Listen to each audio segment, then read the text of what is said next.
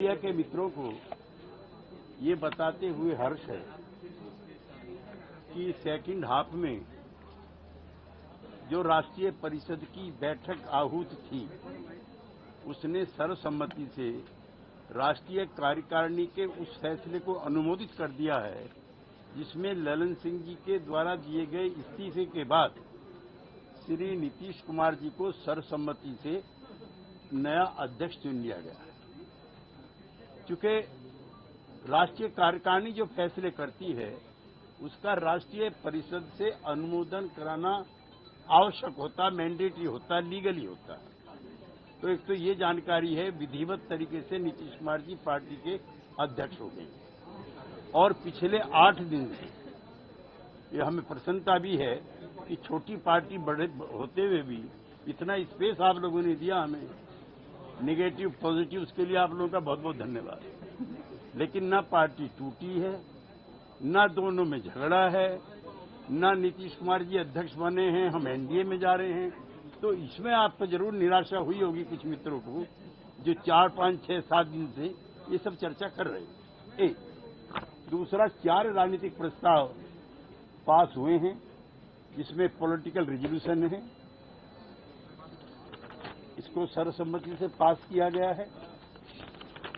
दूसरा, जाति आधारित गणना, जातिगत गणना नहीं, जाति आधारित गणना, इसको राष्ट्रीय स्तर पर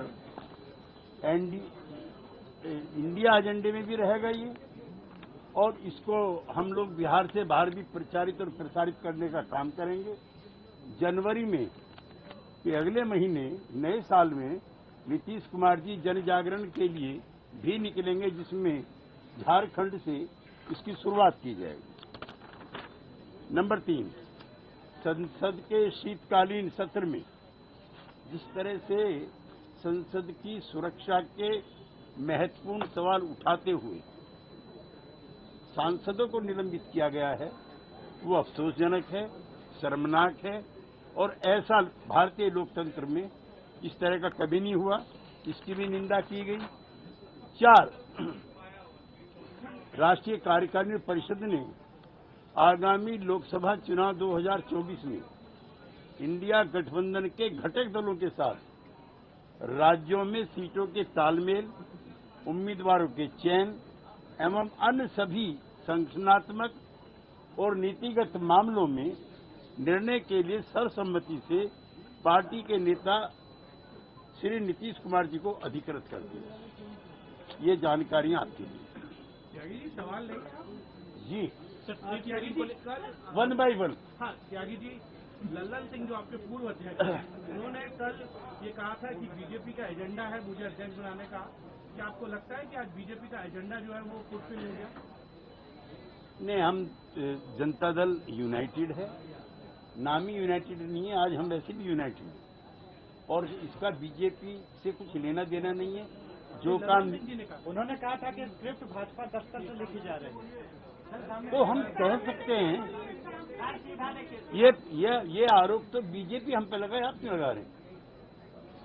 और हम कह सकते हैं कि बीजेपी इंस्पायर्ड एक प्रोपेगेंडा चल रहा था कई दिन से, इसमें कौन बड़ी बात? आज पूरा हो गया वो? नहीं, उनको निराशा हुई। त्यागी जी, क्या फिर से जेडीयू एनडीए के साथ जा रही है, इस तरह की भी कयास लग रहे हैं? इससे कैसे क्यास लगा सकते हैं? क्योंकि ललन सिंह को हटाया गया, आपकी इच्छा हो सकती है ये।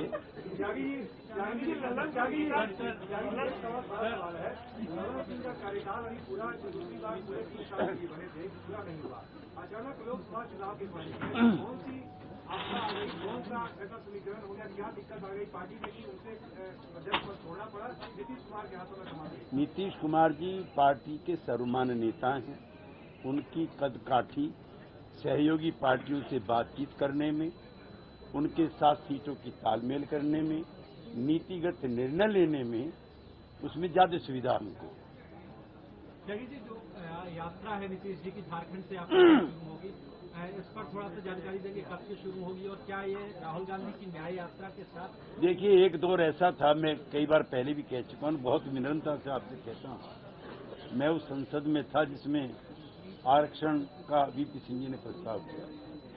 आडवाणी जी का भाषण भी उपलब्ध है और श्री राजीव गांधी जी का स्वर्गीय उनका भी भाषण उपलब्ध है, किस तरह से उन्होंने जाति आधारित मंडल को रिजेक्ट किया। एक कमंडल लेके निकल गए थे और दूसरों ने सरकार गिरा दी थी मिल करके। ये इतिहास की एक ऐसी घटना थी।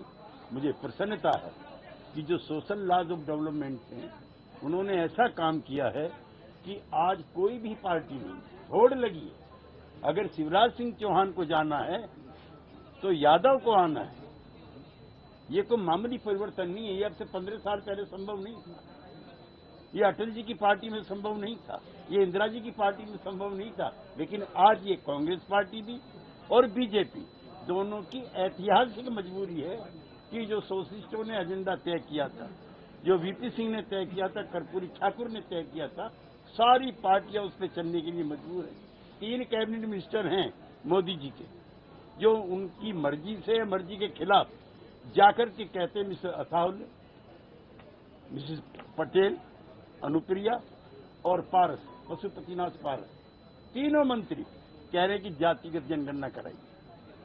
एक पार्टी नहीं है सहयोगी पार्टी, एक भी दिल्ली से लेकर के कलकत्ता तक जो नहीं कह रही है। तो ये हमारे विचारों की सबसे बड़ी जीत है।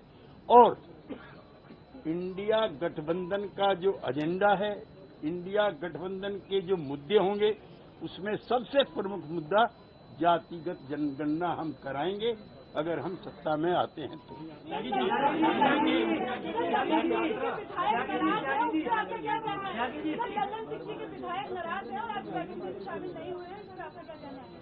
नहीं, मेरी जानकारी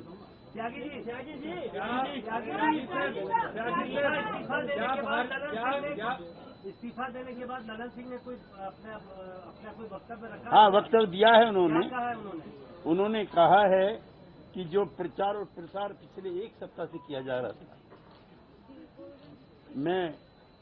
मुझको भी उसमें घसीटा गया। उन्होंने खुद ये कहा है। और जनता दल यूनाइटेड का एक वर्कर इंडिया गठबंधन को मजबूत करने के लिए और भारतीय जनता पार्टी से लड़ने के लिए तैयार है। कौन सा नाम बताइए 2 लोगों का? नहीं, मेरी जानकारी इतनी बड़ी चीज की मुझे जानकारी नहीं है। त्यागी जी, एक सवाल है, क्या ललन सिंह जी ने अपने भाषण में ये बात कही कि हमें बीजेपी के साथ नहीं जाना चाहिए? अगर ऐसा उन्होंने कहा तो क्यों कहा?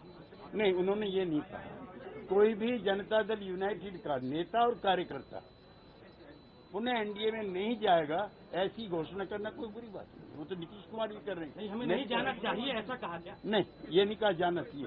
नहीं जाएगा, उनका एमपीसी है कि नहीं जाएगा। त्यागी जी, एक सवाल है, जो भी जिस भी पार्टी ने एक नहीं, आपका तीसरा सवाल है। सवालों के जवाबों से भागते नहीं है। ये बताइए, जब भी आरक्षण की बात आई है, जिस भी पार्टी ने आरक्षण की बात की, चाहे वो वीपी सिंह या अन्य पार्टियां, वो चुनाव हार गए। क्या आपको नहीं लगता कि इस तरीके का आरक्षण की व्यवस्था जब भी करने की बात आती है तो पार्टियां चुनाव हार जाती है? भाई, लोग तो ये कह करके, भाई और बहनों, मैं पिछली जाति का हूँ, उसमें प्रधानमंत्री बन गए। वो दिन चले गए जो भारतीय जनता पार्टी जनसंघ 1-2 बिरादरी की, आपके वाली की भी हुआ करती थी। नहीं, अब ये पिछड़ों की, अति पिछड़ों की है। जिन्होंने ये भाषण आ रहा मुजफ्फरपुर में दिया था, वो देश के दोबारा प्रधानमंत्री बन गए, तिवारा जुगाड़ में। राम मंदिर के लिए न्योता मिला क्या? राम मंदिर के लिए नहीं, अभी नहीं मिला। लेकिन राम मंदिर के लिए न्योता अगर मिलता है तो हमारी पार्टी उसमें निसंकोच शामिल होगी। और ये जो एक पार्टी की तरफ से, त्यागी साहब फूलपुर से चुनाव लड़ेंगे मुख्यमंत्री जी? पहले सवाल का जवाब नहीं दे पाया। I am sorry. ये राम मंदिर का जो मामला है, मैं उसमें रहा हूं। उस दौरान मुलायम सिंह जी के साथ ये मामला अदालत में विचारा था। जब आपने किया तो मेरी सवाल, और अदालत में रहते हुए जब आप ढांचे को तोड़ने के लिए जाएंगे तो क्या होगा? सुप्रीम कोर्ट का फैसला आया, हम सब लोगों ने स्वीकार किया, किसी एक पार्टी ने बताइए स्वीकार न किया। और भगवान राम जो हैं, डॉक्टर लोहिया जो हमारे नेता थे, उन्होंने बहुत बड़ी किताब लिखी है। राम कृष्ण से भी ज्यादा क्यों मान्य हुए, उस पर लंबा लेक्चर हो जाएगा जो आज का टाइम नहीं है। लेकिन हम उसमें शामिल होंगे अगर हमें आमंत्रित किया जाता। लेकिन ये पार्टी का ना एजेंडा होकर के ये सनातनी एजेंडा है और इसमें बगैर भेदभाव के सबको बुलाना चाहिए।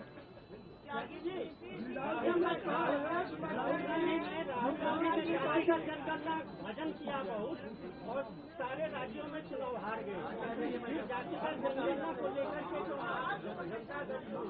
पूरे देश में चुनाव देखी जाएगी, वो दिन चले गए, वो दिन चले गए जब रिजर्वेशन और जातिगत जनगणना अछूत विषय था।